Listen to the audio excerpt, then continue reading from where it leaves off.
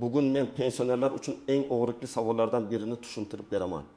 Naqd pul olish taqiqlanadimi? Pensiya faqat kartaga tushadimi? Bankdan pul yechib olishda cheklov bo'ladimi? Va yangi qoidalar oddiy odamning kundalik hayotiga qanday ta'sir qiladi? Bu ma'lumot juda muhim, chunki u faqat pensionerlarga emas, ularning farzandlari, qarindoshlari bank kartasidan foydalanishni bilmaydigan keksa ota-onasiga yordam berayotgan har bir oilaga tegishli. Videoni oxirigacha ko'ring, chunki ayrim nozik joylar bor. Kimga xavf yo'q, kim oldindan tayyorlanishi kerak.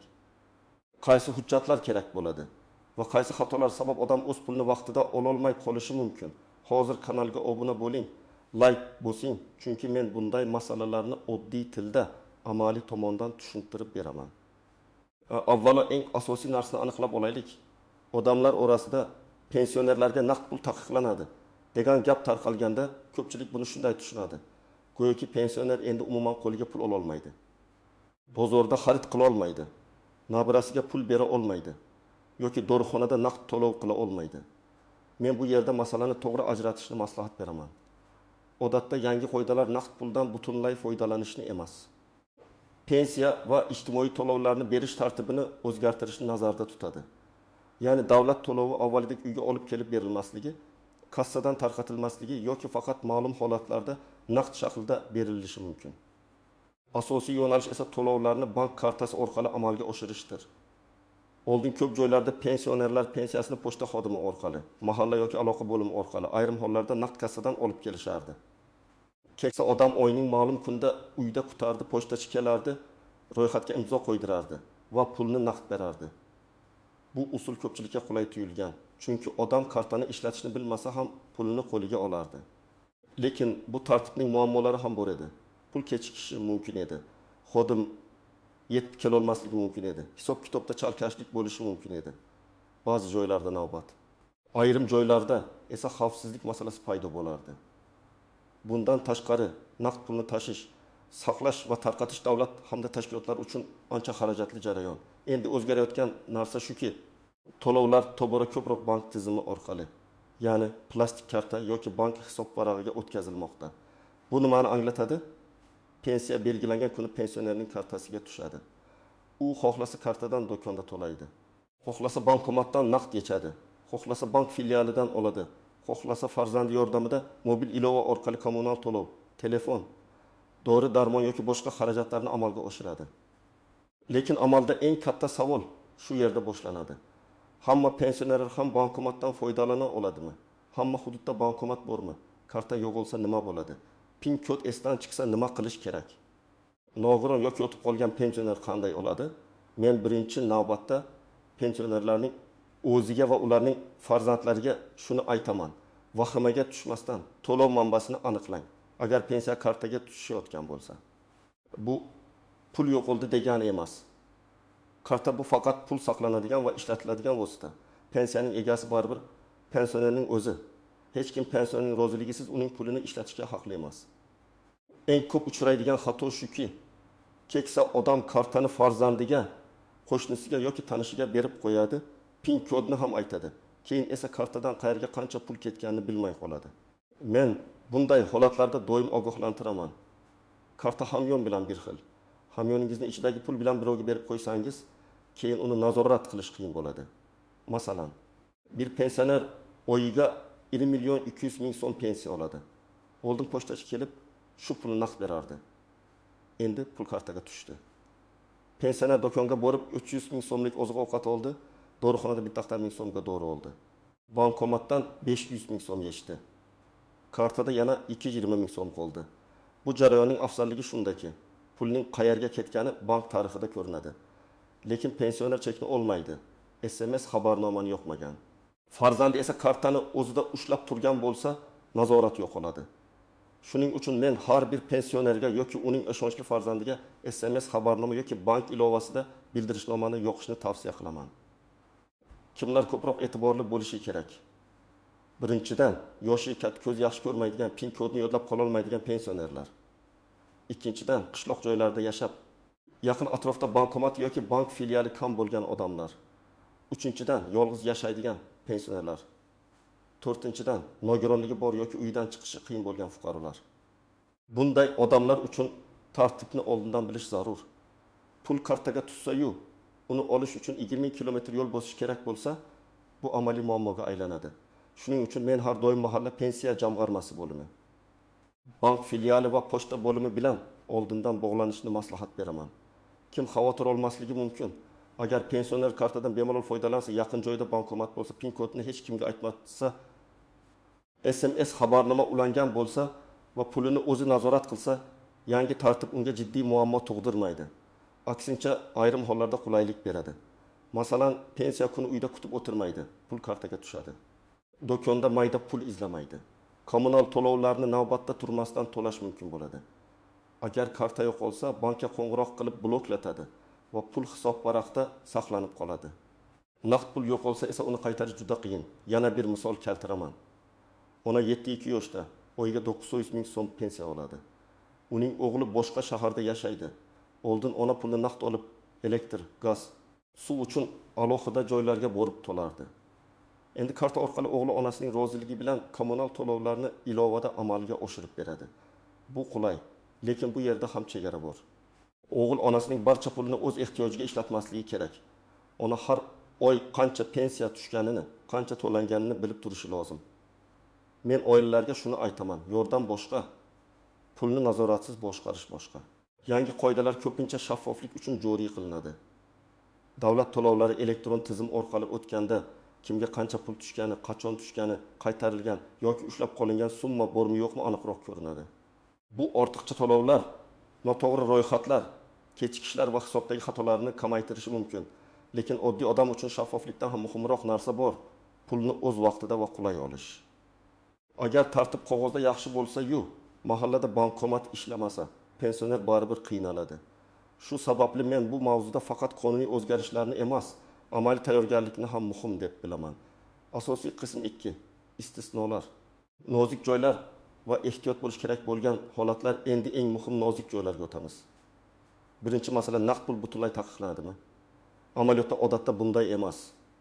Pul kartaga tushganidan keyin pensioner uni bankomatdan yoki bank kassasidan naqd yechib olishi mumkin. Lekin ayrim holatlarda bankomatda pul bo'lmasligi kunlik yechish limiti bo'lishi, karta turi bo'yicha komissiya qo'llanishi yoki texnik nosozlik chiqishi mumkin. Shuning uchun pensioner barcha pensiyasini bir kunda yechib olishi shart emas. Masalan, 1 million so'm tushsa, 30 ming so'mini oziq-ovqat uchun naqd yechib, qolganini kartada saqlashi mumkin.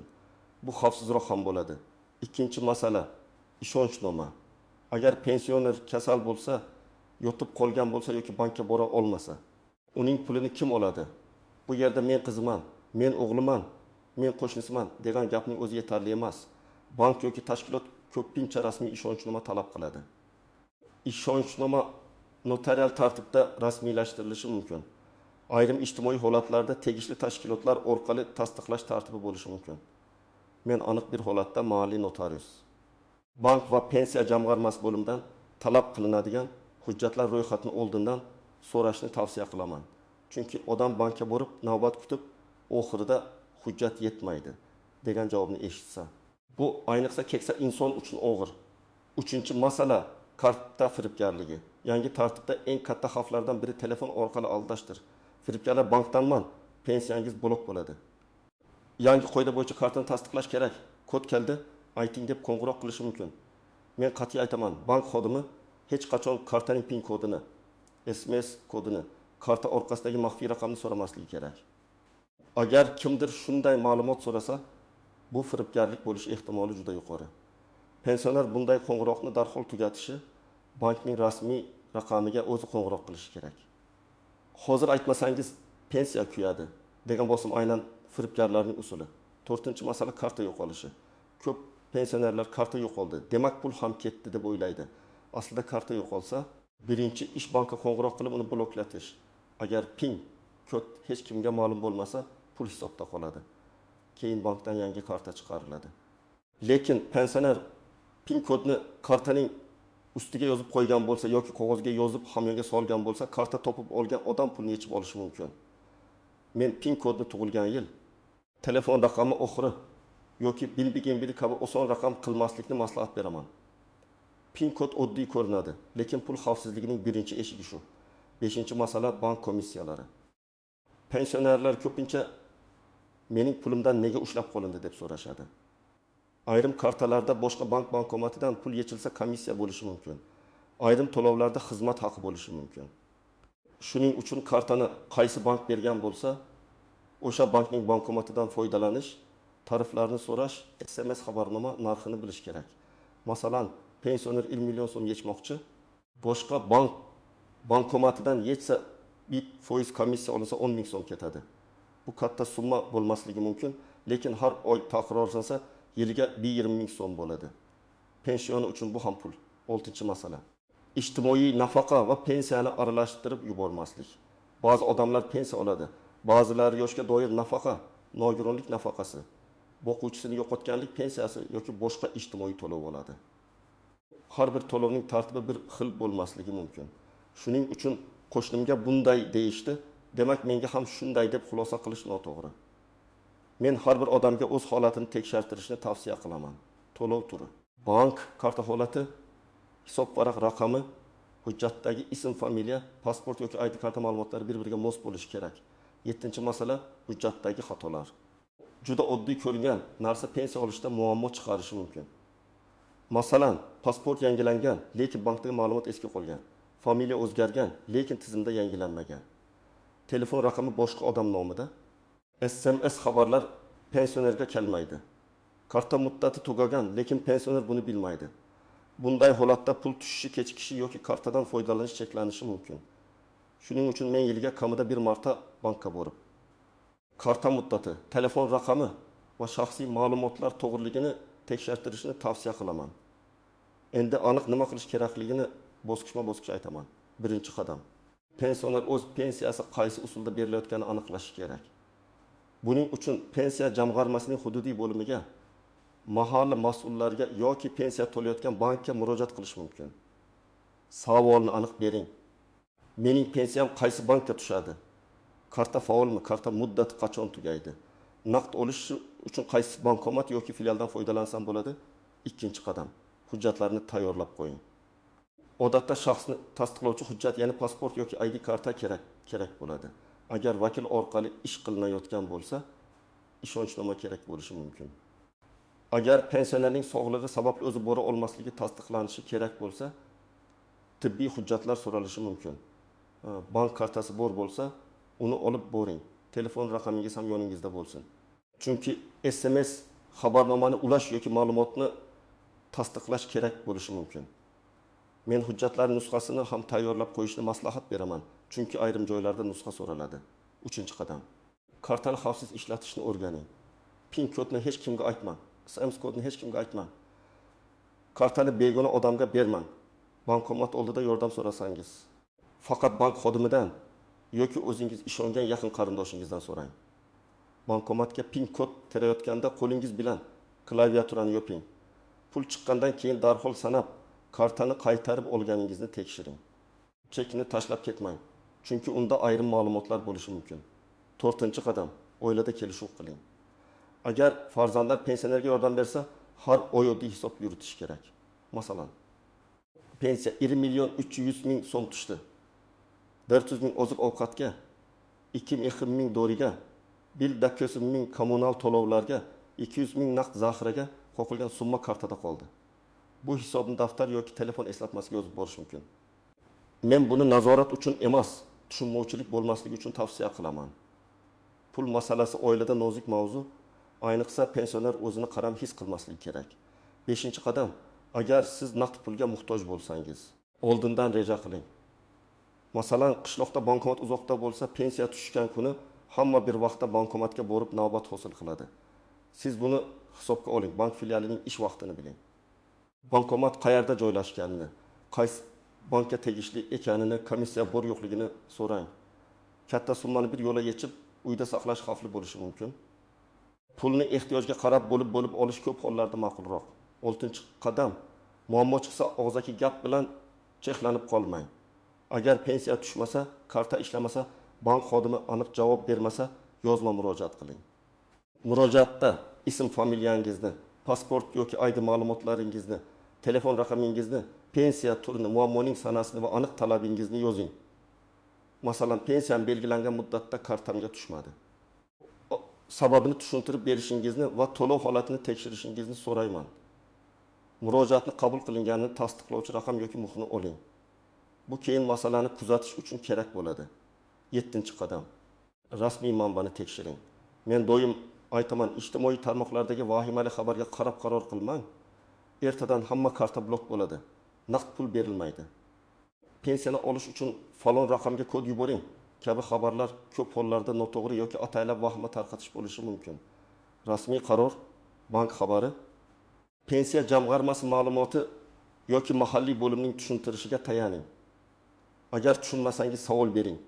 Savol berish uyat emas, pulingizni yo'qotib qo'yish esa juda og'ir oqibatga olib keladi. Men alohida ta'kidlayman. Pensionerning huquqi bor. U o'z pensiyasi qachon tushishini bilishga haqli. U bankdan karta tarifi, komissiya, naqd pul yechish tartibi haqida ma'lumot olishga haqli. U firibgarlikdan himoyalanishga haqli.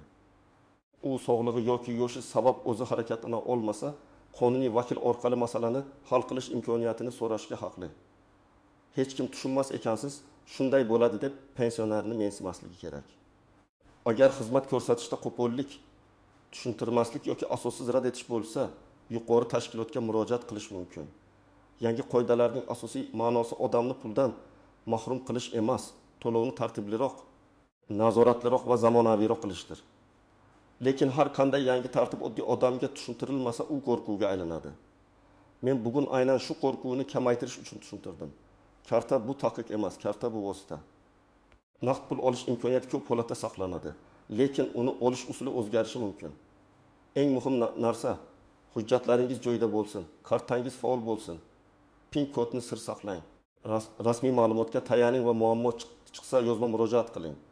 Demak, pensionerlarga naqd pul butunlay taqiqlanadi degan gapni eshitganda, avval uning mazmunini tekshirish kerak. Asosiy o'zgarish pensiya va ijtimoiy to'lovlarni bank kartasi orqali berish tartibining kuchayishi bo'lishi mumkin.